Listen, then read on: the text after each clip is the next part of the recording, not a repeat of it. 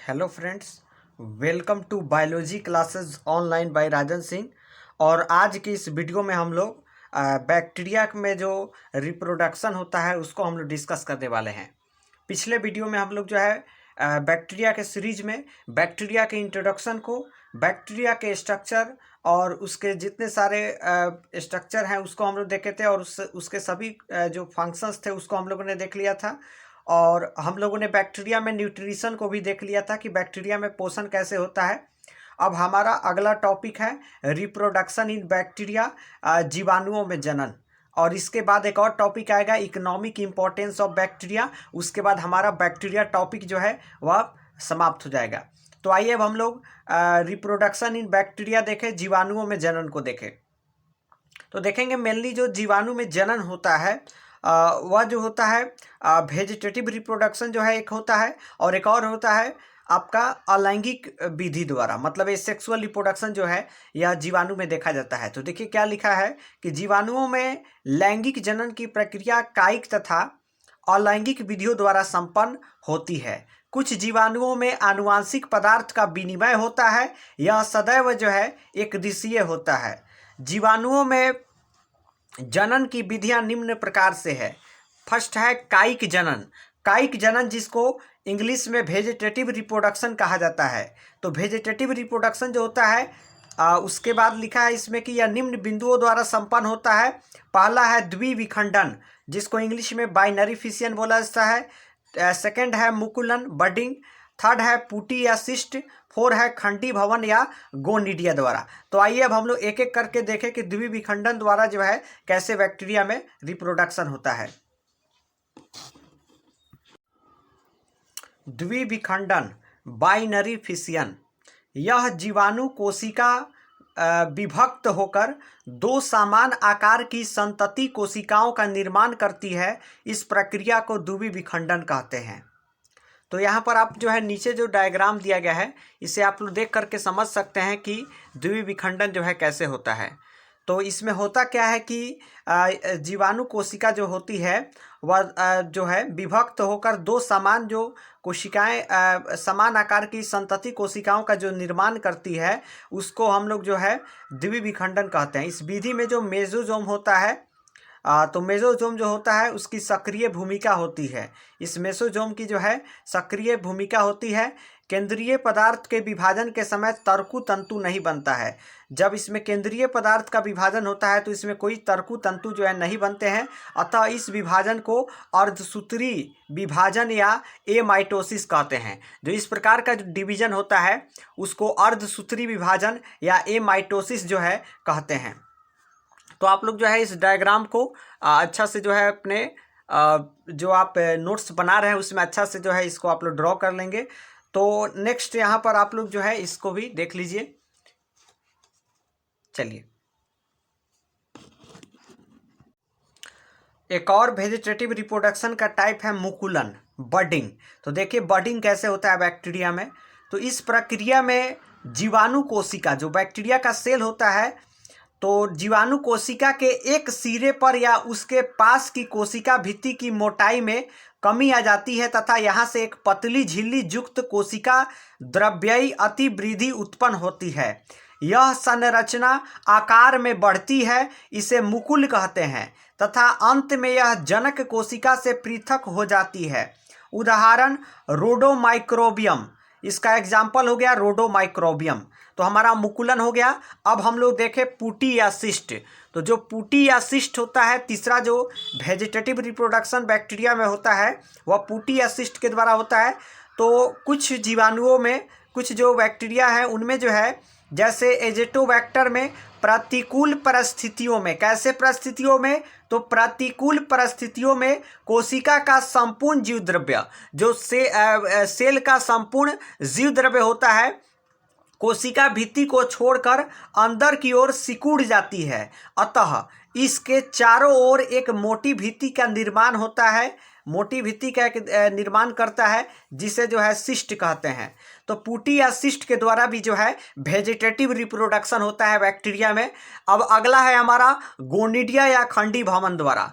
तो ये last vegetative reproduction का टाइप है गोनिडिया या खंडी भवन द्वारा। तो इसको आप लोग देखेंगे तो इसमें लिखा है कि कुछ जीवाणुओं में कायिक जनन के दौरान उनकी कोशिका का जीव द्रव्य विभाजित होकर छोटी छोटी सूक्ष्म कायिक संरचना उत्पन्न करता है, इन्हें जो है गोनिडिया कहते हैं। तो गोनिडिया जो खंडी भवन होता है, जैसा कि नाम से ही स्पष्ट है, तो यहाँ पर आप लोग स्पष्ट इसको समझ सकते हैं कि छोटी छोटी सूक्ष्म कायिक जो संरचना उत्पन्न करता है उसको जो है हम लोग क्या कहते हैं, गोनिडिया कहते हैं। एक बार और देखिए, जो कुछ जीवाणु हैं उनमें जो है कायिक जनन के दौरान उनकी कोशिका का जीव द्रव्य, जो उनका जीव द्रव्य होता है वो विभाजित होकर छोटी छोटी सूक्ष्म कायिक संरचना उत्पन्न करता है, इन्हें गोनिडिया कहते हैं। जनक कोशिका भित्ति के फट जाने से यह गोनिडिया बाहर आ जाते हैं। जो जनक कोशिका भित्ति होती है उसके फट जाने से यह गोनिडिया बाहर आ जाते हैं तथा अनुकूल वातावरण में अंकुरित होकर जीवाणु की नई कोशिका बनाते हैं। और जब अनुकूल वातावरण आता है तो उसमें जो है अंकुरित होकर जीवाणु की नई कोशिका बनाते हैं। तो इस प्रकार हमारा वेजिटेटिव रिप्रोडक्शन जो है बैक्टीरिया में वह कंप्लीट हुआ, जिसमें हम लोग जो है देखे हैं कि बैक्टीरिया में जो है बाइनरी फिशियन के द्वारा, मुकुलन के द्वारा, पुटी या सिस्ट के द्वारा, और एक और जो है 4 नंबर गोनिडिया या खंडी भवन के द्वारा जो है वह बैक्टीरिया में वेजिटेटिव रिप्रोडक्शन कायिक जनन होता है। अब हम लोग देखेंगे बैक्टीरिया में एसेक्सुअल रिप्रोडक्शन जो है वह कैसे होता है। तो दोस्तों हेडिंग डालेंगे अलैंगिक जनन, एसेक्सुअल रिप्रोडक्शन। तो अब हम लोग डिस्कस करने वाले हैं बैक्टीरिया में अलैंगिक जनन को, एसेक्सुअल रिप्रोडक्शन को। हमने जो है रिप्रोडक्शन इन बैक्टीरिया में वेजिटेटिव रिप्रोडक्शन को देख लिए हैं। अब हम लोग जो है एसेक्सुअल रिप्रोडक्शन को देखेंगे बैक्टीरिया में। तो फर्स्ट है कोनिडिया द्वारा। तो कोनिडिया द्वारा जो है कैसे इसमें जो है एसेक्सुअल रिप्रोडक्शन होता है इसको देखिए। तो एक्टिनोमाइसिटीज वर्ग के सदस्य जैसे स्ट्रेप्टोमाइसिस में गोल या छड़ के आकार के कोनिडिया तंतुवत शाखाओं के अंतिम सिरों पर उत्पन्न होते हैं। कोनिडिया का निर्माण श्रृंखला में होता है। जिस तंतु पर कोनिडिया का निर्माण होता है उसे कोनिडियोफोर कहते हैं। तो एक क्वेश्चन जो है आपसे पूछा जा सकता है कि जिस तंतु पर जो है कोनिडिया का निर्माण होता है उसे क्या कहते हैं, कोनिडियोफोर कहते हैं। तो यहाँ पर डायग्राम में आप लोग समझ सकते हैं कि यह क्या है। तो एक्टिनोमाइसिटीज वर्ग के सदस्य जैसे स्ट्रेप्टोमाइसिस में गोल या छड़ के जैसा जो है आकार के कोनिडिया तंतुवत शाखाओं के अंतिम सिरों पर जो है उत्पन्न होता है। यही सब है जो पिंक कलर का आप देख रहे हैं। और कोनिडिया का निर्माण श्रृंखला में होता है। सब श्रृंखला में जो है कोनिडिया का निर्माण हुआ है। और यहाँ पर देख सकते हैं कि जिस तंतु पर कोनिडिया का निर्माण होता है उसे कोनिडियोफोर कहते हैं। ठीक है, तो ये कोनिडियोफोर जो जिस तंतु पर कोनिडिया का निर्माण होगा वह कोनिडियोफोर कहलाएगा, और ये दोनों जो है कोनिडिया है। और यह जो होता है वह बैक्टीरियल फिलामेंट होता है। तो इस प्रकार हम लोग जो है एसेक्सुअल रिप्रोडक्शन में कोनिडिया द्वारा जो रिप्रोडक्शन होता है इसको हम लोग समझ चुके हैं। अब हम लोग समझेंगे ओइडियो बीजाणु द्वारा जो है कैसे एसेक्सुअल रिप्रोडक्शन होता है। तो एक्टिनोमाइसिटीज वर्ग के एक्टिनोमाइसिटीज की कुछ प्रजातियों में तंतुवत संरचना के अंतिम सिरों पर ओइडिये कोनिडिया बनने के स्थान पर संपूर्ण तंतुओं में पट बन जाते हैं। क्या बन जाते हैं? संपूर्ण तंतुओं में जो है वह पट बन जाते हैं। प्रत्येक पटयुक्त कोशिका एक स्वतंत्र इकाई को निरूपित करती है। इन्हें ओइडियो बीजाणु कहते हैं। जो प्रत्येक पटयुक्त कोशिका होता है वह एक स्वतंत्र इकाई को निरूपित करता है, जिसे हम लोग जो है क्या कहते हैं, ओइडियो बीजाणु कहते हैं। तो यहाँ पर देख सकते हैं ये इस बैक्टीरिया का तंतु है और इसके बाहर जो यहाँ पर देख सकते हैं पट बन जाता है। प्रत्येक पटयुक्त कोशिका एक स्वतंत्र इकाई को निरूपित करता है और इन्हें ही जो है ओइडियो बीजाणु कहते हैं। तो इस प्रकार हम लोग जो है अलैंगिक जनन एसेक्सुअल रिप्रोडक्शन में बैक्टीरिया का ओइडियो बीजाणु द्वारा भी जो है इसको समझ लिए हैं। अब अगला देखें हम लोग, तीसरा एसेक्सुअल रिप्रोडक्शन में पढ़ना है अंतः बीजाणु द्वारा। तो इसके पहले जो है हम लोग देख लिए हैं जो हमारा ओइडियो बीजाणु द्वारा और कोनिडिया द्वारा जो एसेक्सुअल रिप्रोडक्शन होता है उसको हम लोग देख लिए हैं। अब हम लोग तीसरा देख रहे हैं अंतः बीजाणु द्वारा। तो हेडिंग डालेंगे अंतः बीजाणु द्वारा। अंतः बीजाणु का निर्माण पौधों कौमा जंतुओं और मनुष्य के परजीवी जीवाणुओं में होता है।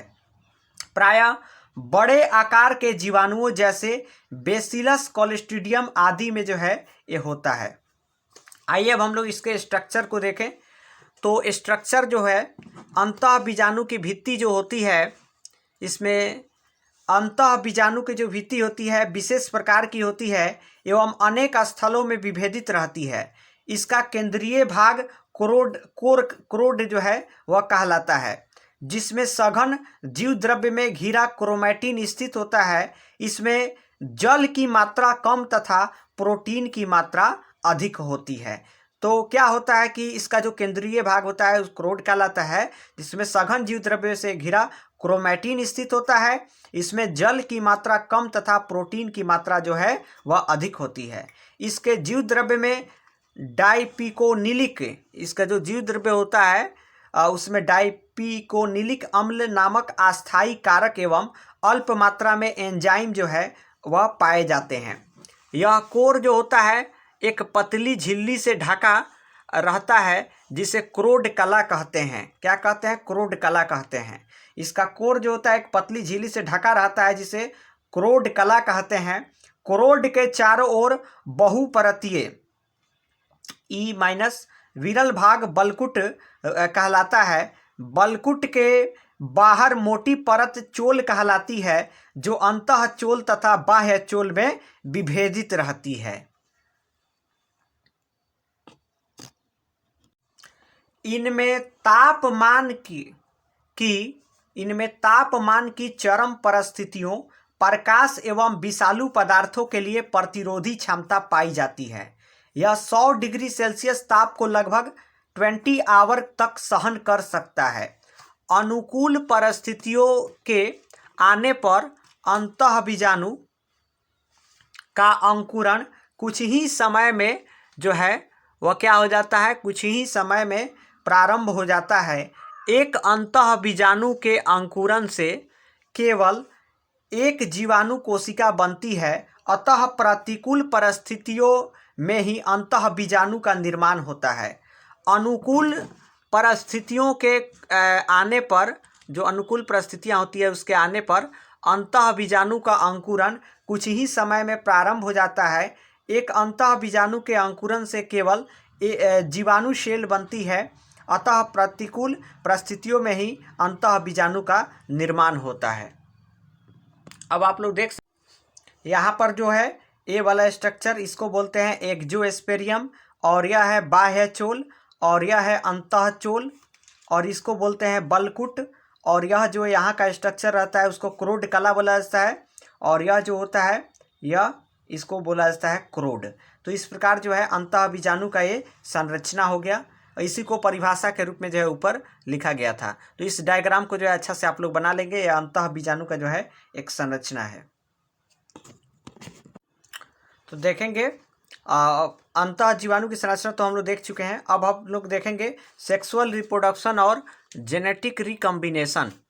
सेक्सुअल रिप्रोडक्शन और जेनेटिक रिकम्बिनेशन इसको हम लोग डिस्कस करेंगे, जो कि बैक्टीरिया में कैसे जो है सेक्सुअल रिप्रोडक्शन होता है और उसमें जेनेटिक रिकम्बिनेशन कैसे होता है। तो यह 3 प्रकार का पाया जाता है। पहला है रूपांतरण, जिसको बोला जाता है स्थानांतरण, या इसकी को जो है ट्रांसफॉर्मेशन बोला जाता है। सेकेंड है संयुग्मन, इसको कंजुगेशन कहा जाता है। थर्ड है पराक्रमण, जिसको जो है हम लोग ट्रांसडक्शन बोलते हैं। तो आइए अब हम लोग एक एक करके जो है इन तीनों टॉपिक को जो है डिस्कस करें, जो कि सेक्सुअल रिप्रोडक्शन और जेनेटिक रिकम्बिनेशन के यह जो है टाइप्स हैं। तो आइए सबसे पहले हम लोग ट्रांसफॉर्मेशन को देखें, जो हमारा रूपांतरण है इसको हम लोग देखते हैं। तो रूपांतरण मीन्स ट्रांसफॉर्मेशन, इस प्रक्रिया में दाता जीवाणु, जो दाता जीवाणु होता है जिसको डोनर बैक्टीरिया कह सकते हैं, तो सेल का दाता जीवाणु सेल का डीएनए खंड ग्राही जीवाणु सेल में प्रवेश करता है, जिससे ग्राही सेल में इसके लक्षण जो है वह अभिव्यक्त होते हैं। तो जो दाता जीवाणु सेल होता है उसमें जब डीएनए खंड जो है वह ग्राही जीवाणु सेल में प्रवेश करता है, जिससे ग्राही सेल में जो है इसके लक्षण अभिव्यक्त होते हैं। आगे है जीवाणुओं में स्थानांतरण की खोज, मतलब जीवाणुओं में ट्रांसफॉर्मेशन की खोज जो है फ्रेडरिक ग्रिफिथ, इन साइंटिस्ट का नाम है फ्रेडरिक ग्रिफिथ ने 1928 में स्ट्रेप्टोकोकस निमोनी में की, तथा इन्हीं प्रयोगों के निष्कर्ष के आधार पर यह सिद्ध हुआ कि डीएनए एक जेनेटिक मटेरियल है। तो क्वेश्चन आपसे पूछा जा सकता है कि किसके जो है प्रयोग के आधार पर यह सिद्ध हुआ कि डीएनए एक जेनेटिक मटेरियल है, तो वह थे ग्रिफिथ। तो ग्रिफिथ ने क्या किया था, तो फ्रेडरिक ग्रिफिथ ने जो है जीवाणुओं में ट्रांसफॉर्मेशन की जो है खोज की थी 1928 में, और स्ट्रेप्टोकोकस निमोनी में जो है इन्होंने इसको किया था, तथा इन्हीं प्रयोगों के निष्कर्ष के आधार पर जो है यह सिद्ध हुआ कि डीएनए जो है एक जेनेटिक मटेरियल है। आगे लिखा गया है कि ग्रिफिथ द्वारा प्रयोग के लिए दो जीवाणु प्रभेदों में से एक प्रभेद की सेल्स चिकनी या कैप्सूल युक्त थी, जिसे S3 कहा गया। यह अग्रकारी व रोगकारी जीवाणु थे। दूसरा जीवाणु प्रभेद खुरदरा एवं कैप्सूल रहित तथा अनुग्र व अरोगकारी थे, जिसे R2 प्रभेद जो है कहा गया। तो समझेंगे यहाँ पर एक S3 हो गया और दूसरा R2 हो गया। तो पहला जो है अग्रकारी और रोगकारी जीवाणु है S3, और R2 जो है यह जीवाणु जो है प्रभेद खुरदुरा एवं कैप्सूल रहित तथा अनुग्र व अरोगकारी है, मतलब एक रोगकारी जीवाणु है S3 और अरोगकारी जो है वह R2 जो है प्रभेद कहा गया। अब देखिए क्या किया गया, तो इसको जो है S3 प्रभेद जो है चूहे में निमोनिया रोग एवं इसकी मृत्यु के लिए उत्तरदायी है। आप लोग जो है क्लास 12 में भी पढ़े हुए हैं, जो एक्सपेरिमेंट हुआ था चूहे पर ग्रिफिथ के द्वारा डीएनए के ट्रांसफॉर्मेशन को लेकर के, तो वहाँ पर हम लोग कंप्लीट इसको पढ़े हुए हैं। तो वही बैक्टीरिया में भी जो है वही चीज़ जो है स्ट्रेप्टोकोकस निमोनी जो है उसी पर जो है अपना चूहे पर जो है रिसर्च किया गया। तो ग्रिफिथ के द्वारा जो निष्कर्ष निकला, तो उसमें जो है उन्होंने S3 प्रभेद जो कि क्या था, रोगकारी जीवाणु था। तो जब S3 प्रभेद चूहे में निमोनिया रोग एवं इसकी मृत्यु के लिए उत्तरदायी है, जबकि जो R2 प्रभेद के संक्रमण से निमोनिया रोग नहीं होता है। दो प्रकार का जो है इन्होंने बनाया। पहला तो बैक्टीरिया जो था स्ट्रेप्टोकोकस निमोनी का, वह S3 था जो अरोगकारी था, S3 जो था वह रोगकारी जीवाणु था, और R2 जो था वह अरोगकारी जीवाणु था। तो S3 को जब निमोनिया चूहे में डाला गया, इंजेक्ट किया गया, तो उसको निमोनिया रोग हो गया। और वहीं जब R2 प्रभेद से जो है चूहे को इंजेक्ट किया गया उसको, तो उसमें जो है वह संक्रमण जो है नहीं हुआ। तो समझ सकते हैं कि बैक्टीरिया में जो है कैसे जो है डीएनए का ट्रांसफॉर्मेशन होता है। आगे देखेंगे, आगे और बात सर लिखा हुआ है यहाँ पर कि इन दोनों प्रभेदों के साथ ग्रिफिथ ने चूहों पर निम्न प्रयोग किया। अब यहाँ पर जो है पूरा चीज़ स्पष्ट हो जाएगा। पहला है कि S3 प्रभेद को चूहे में अंतक्षेपित करवाने पर उसकी निमोनिया के कारण मृत्यु हो जाती है। अब जरा सी बात है, S3 प्रभेद जो था वह उन्होंने निमोनिया जो स्ट्रेप्टोकोकस निमोनी जो है उसके जो रोगकारी जीवाणु थे, तो वह तो जो है इन्फेक्ट कर दिए चूहे को। तो चूहा जब उसको जो है इन्फेक्ट कर दिया गया, तो चूहा को जो है निमोनिया हो गया और चूहा जो है मर गया। लेकिन जब R2 जो कि अरोगकारी उन्होंने बनाया था, तो उसको जब इरेक्ट किया तो देखा कि R2 प्रभेद को चूहे में अंतक्षेपित करवाने पर रोग नहीं होता है तथा चूहे की जो है मृत्यु नहीं होती है। उन्होंने इसको देखा। आगे है 3 नंबर की S2 प्रभेद के जीवाणु को। अब देखिए उन्होंने क्या किया।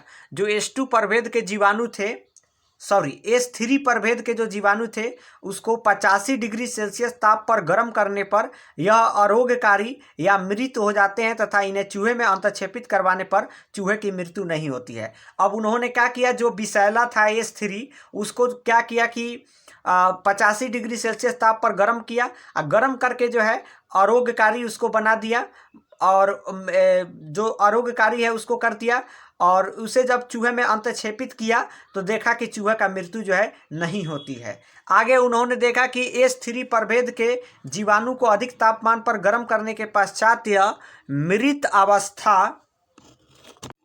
में R2 प्रभेद के जीवाणुओं के साथ मिलाकर चूहे में अंतःक्षेपित करवाने पर चूहे की निमोनिया रोग के कारण मृत्यु हो जाती है।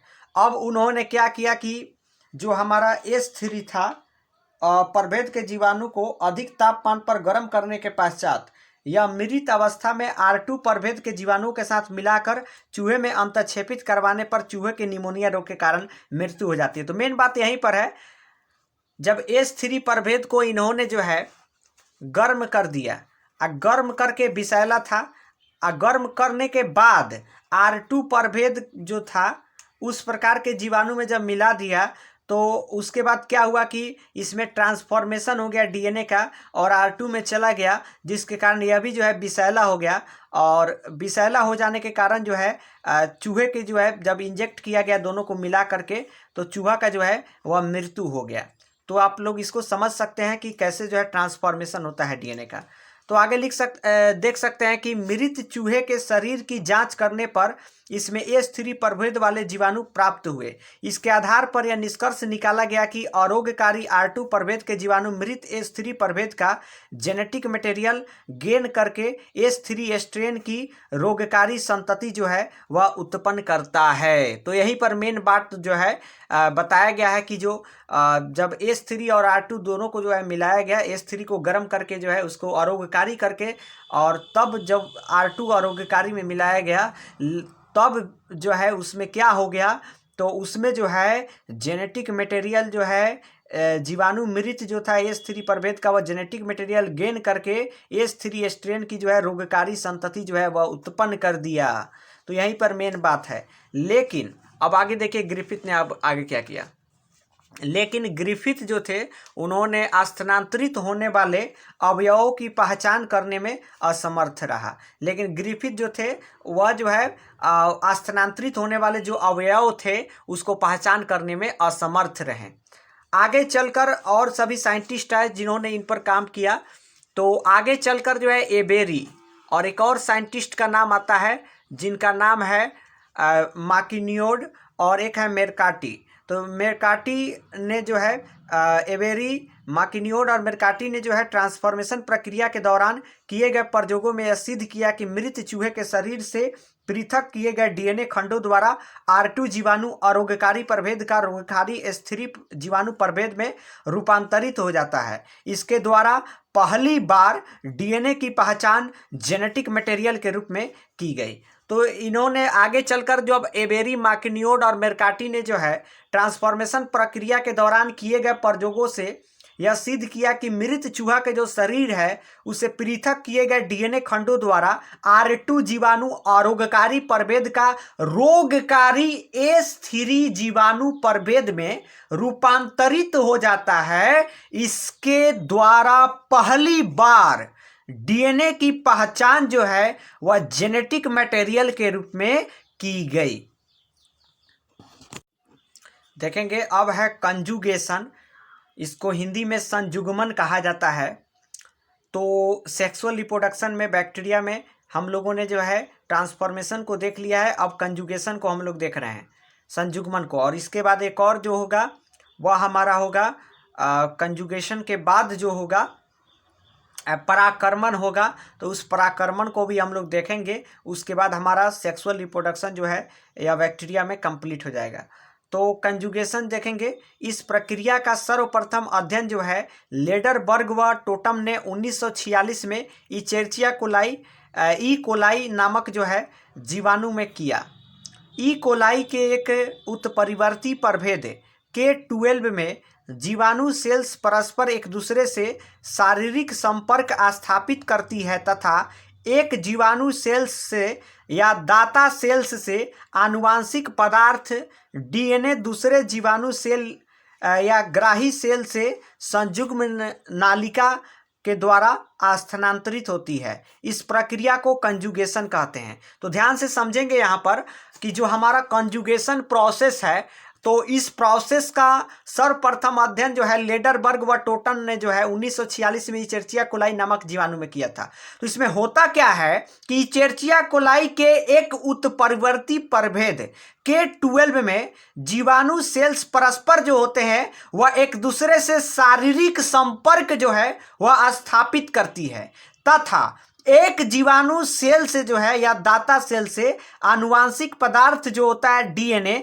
दूसरी जीवाणु सेल या ग्राही सेल से जो है वह संयुग्म नालिका द्वारा जो है वह स्थानांतरित होती है। क्या होती है?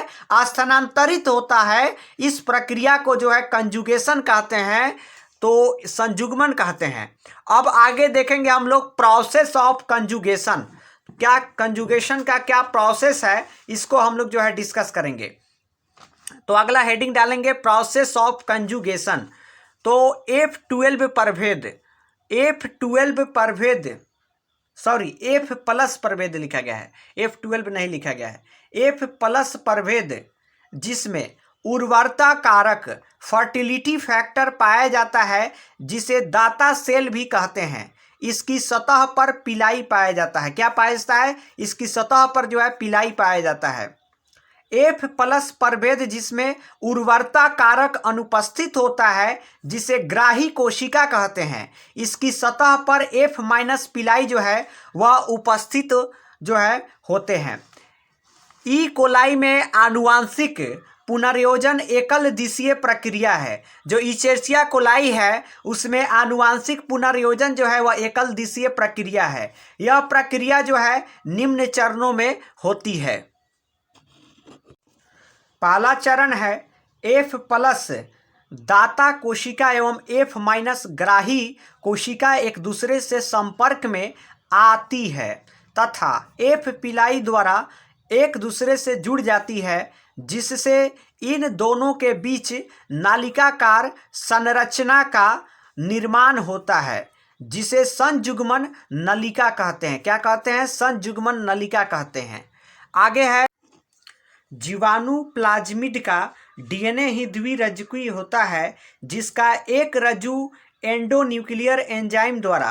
तो यहाँ पर देखेंगे कि जो हमारा जीवाणु प्लाज्मिड होता है उसका डीएनए ही जो है द्विरज्जुकीय होता है जिसका एक रज्जु एंडोन्यूक्लियर एंजाइम द्वारा किसी स्थान पर विच्छेद उत्पन्न करता है। क्या उत्पन्न करता है? विच्छेद उत्पन्न करता है, जिससे इस एक रज्जु के 5 इंच और 3 इंच सिरे स्वतंत्र हो जाते हैं। यहाँ पर सिरे जो होते हैं वह क्या हो जाते हैं? स्वतंत्र हो जाते हैं। यह रज्जु जो है F प्लस दाता सेल से संयुग्म नलिका द्वारा F माइनस ग्राही सेल में पहुंच जाता है तथा संयुग्मन की प्रक्रिया पूर्ण होने पर यह दोनों सेल एक दूसरे से पृथक हो जाते हैं। ग्राही सेल में प्रविष्ट F plus plasmid DNA ligase enzyme के द्वारा जुड़ जाते हैं तथा यह अपने पूरक स्ट्रेनल का संश्लेषण करके द्विरज्जुकीय हो जाते हैं। इस प्रकार ग्राही F माइनस प्रभेद जीवाणु F प्लस या दाता प्रभेद में बदल जाता है। इस फिगर को आप लोग ध्यान से देखेंगे। इस फिगर में पूरा जो परिभाषा है उसी को जो है इसमें बताया गया है। तो यहाँ पर देखेंगे F प्लस है, प्लाज्मिड है, F माइनस है। उसके बाद जो है इस यहाँ पर देखेंगे एक स्ट्रक्चर बना जिसको संयुग्मन नलिका बोला जाता है और यहाँ पर जो है F प्लस और देखेंगे इधर स्ट्रक्चर जो है ये बना। तो इस प्रकार जो है हमारा कंजुगेशन कंप्लीट हुआ। अब हम लोग अगला 3rd नंबर जो प्राकर्मण है, तो प्राकर्मण को हम लोग देखेंगे। तो आइए अब हम लोग शुरू करते हैं प्राकर्मण को। आप लोग हेडिंग डालेंगे प्राकर्मण। तो बैक्टीरिया में जो प्राकर्मण होता है इसको हम लोग देखते हैं। तो प्राकर्मण द्वारा सेक्सुअल रिप्रोडक्शन बैक्टीरिया में कैसे होता है, तो इसकी सबसे पहले हम लोग देखते हैं कि इसका खोज कौन किया था। तो इसकी खोज जो थी प्राकर्मण की वह जिंडर तथा लेडरबर्ग ने सलोमेनेला टाइकीम्यूरियम नामक जीवाणु में जो है की थी। दाता सेल से ग्राही सेल में जीवाणुभोजी के माध्यम से आनुवांशिक पदार्थ में स्थानांतरण की प्रक्रिया को प्राकर्मण कहते हैं। तो देखेंगे प्राकर्मण क्या है, प्राकर्मण किसे कहते हैं। तो प्राकर्मण उसे कहते हैं जब दाता सेल से ग्राही सेल में जीवाणुभोजी के माध्यम से जो है आनुवांशिक पदार्थ जो जेनेटिक मटेरियल होता है उसका स्थानांतरण का जो प्रोसेस होता है उसको प्राकर्मण बोला जाता है, उसे प्राकर्मण कहते हैं। पराकर्मण प्रक्रिया दो प्रकार की होती है। पहला है सामान्य पराकर्मण जिसको जेनरलाइज्ड ट्रांसडक्शन कहा जाता है। सेकंड है विशिष्ट पराकर्मण जिसको स्पेशलाइज्ड ट्रांसडक्शन कहा जाता है। तो आइए सबसे पहले हम लोग सामान्य पराकर्मण यानी जेनरलाइज्ड ट्रांसडक्शन को देखें। तो यह प्रक्रिया निम्न चरणों में पूर्ण होती है। जो बैक्टीरिया होता है, तो बैक्टीरिया में जो पराकर्मण होता है, ट्रांसडक्शन होता है, वह दो प्रकार का होता है। पहला तो सामान्य पराकर्मण होता है और दूसरा जो है विशिष्ट पराकर्मण होता है, जिसको इंग्लिश में फर्स्ट को सामान्य पराकर्मण को जेनरलाइज्ड ट्रांसडक्शन कहा जाता है और सेकंड को विशिष्ट पराकर्मण स्पेशलाइज्ड ट्रांसडक्शन कहा जाता है। तो अब हम लोग डिस्कस करेंगे जेनरलाइज्ड ट्रांसडक्शन को, सामान्य पराकर्मण को। तो यह जो होता है निम्न चरणों में पूर्ण होता है। पहला चरण क्या है, तो इस प्रकार का पराकर्मण जो होता है, ट्रांसडक्शन जो होता है, वह जीवाणुभोजी द्वारा जीवाणु के संक्रमण, इसमें जीवाणु कोशिका जो है उपस्थित द्विविभोजी के डीएनए खंडों जिन्हें प्रोफेज कण कहते हैं के द्वारा नियंत्रित होता है, जिसे प्रोफाज कण कहते हैं उसके द्वारा जो है नियंत्रित होता है। सेकंड है जीवाणुभोजी द्वारा संक्रमण के दौरान लयजनक जीवाणु कोशिका में जीवाणु का डीएनए छोटे छोटे खंडों में विभाजित हो जाता है तथा जीवाणुभोजी का न्यूक्लिक अम्ल जो न्यूक्लिक एसिड होता है वह बैक्टीरिया के एंजाइम का प्रयोग करके नए विभोजी घटक जो है वह बनाते हैं। और थर्ड नंबर है जब एक घटक संगठित होकर संतति विभोजी कणों का निर्माण करते हैं तो इस समय जीवाणुओं के खंडित डीएनए अणुओं का भी समावेशन जो है वह हो जाता है।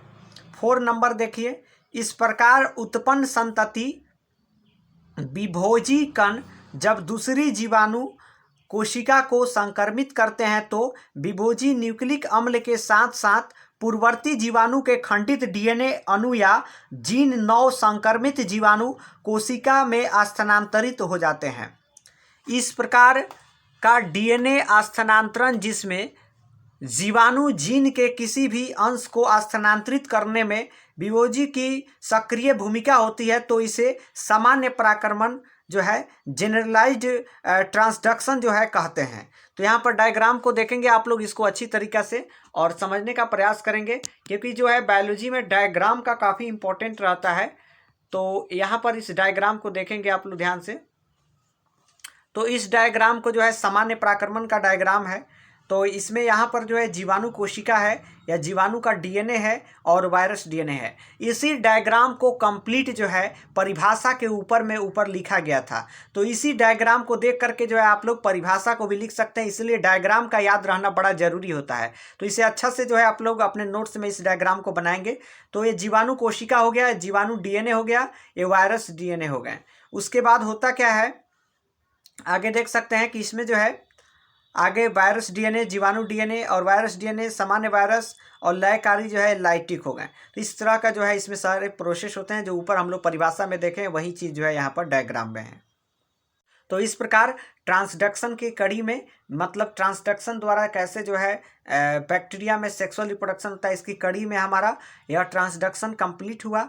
ट्रांसडक्शन जो सामान्य पराकर्मण था, जेनरलाइज्ड ट्रांसडक्शन, यह कंप्लीट हुआ। अब एक और ट्रांसडक्शन है, उसको हम लोग देखते हैं।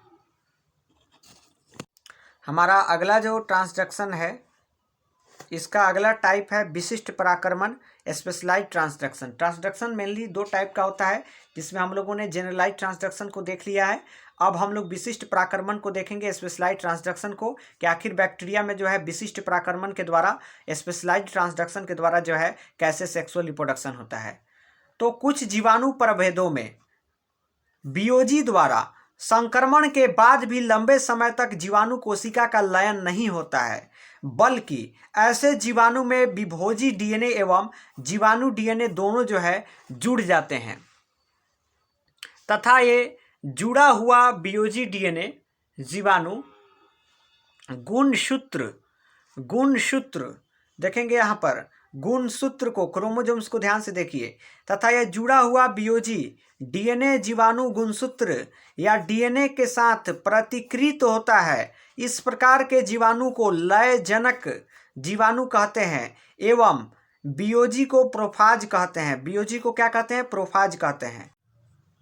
वियोजी कणों के निर्माण से पूर्व वियोजी डीएनए एवं जीवाणु डीएनए टूटकर अलग हो जाते हैं। इस दौरान जीवाणु के कुछ जीन वियोजी डीएनए के साथ आ जाते हैं तथा इसका रिप्लिकेशन भी वियोजी डीएनए के साथ जो है होता है। इस प्रकार